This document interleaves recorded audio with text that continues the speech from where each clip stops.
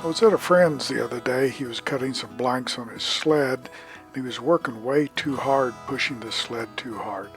So I thought I'd make this quick little video of what I do uh, to wax my top of my table saw and others, because you don't have to work that hard, and it's a bit unsafe if you have to start pushing that hard because you might slip, and you certainly don't want to do that around anything sawing. So I've always used Johnson's wax. I think my father started using it back in the 50s. It's primarily a wood wax, but it's used on metals and other items. I like it because it won't stain wood and bother wood if you want to stain the wood after you've cut it. So I basically treat it like a car wax. Just wet the rag. I use a paper towel. Wet the paper towel or rag and start loading it up. Again, just kind of like you would a car. Make sure you get into the miter grooves. I go a little heavier in there. It's a Delta 744, so it's a composite top. It's a little rough on the top, so it holds the wax pretty good. But I wax everything.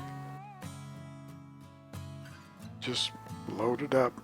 I also wax circular saw, band saw, planes, anything that I have. It just makes it easier. You just don't have to work so hard.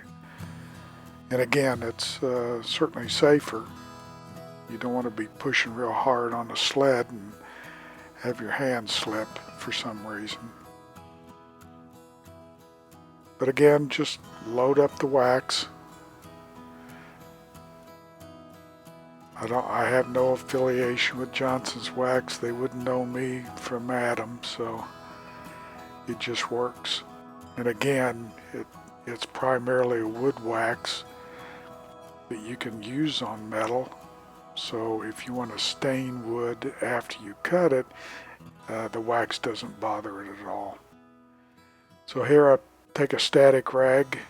I'm not sure why I got a static rag other than it was probably close and handy, and just wipe it down just like you normally would a car. Buff it out a bit. Again, make sure you get in those slots on the miter slots. But you can feel the wax.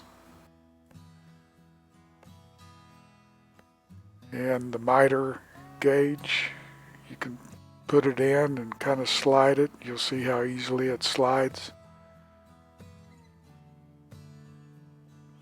And then I put a piece of wood on it.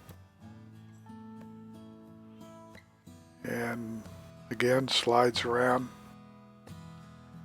I do it about once a month, or it depends on how I'm cutting. If I've got a bunch to cut, I may do it every day.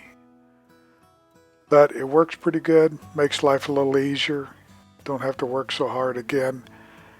I hope you found it informative. If you do, hit the like button and please subscribe. More videos to come, so keep in touch.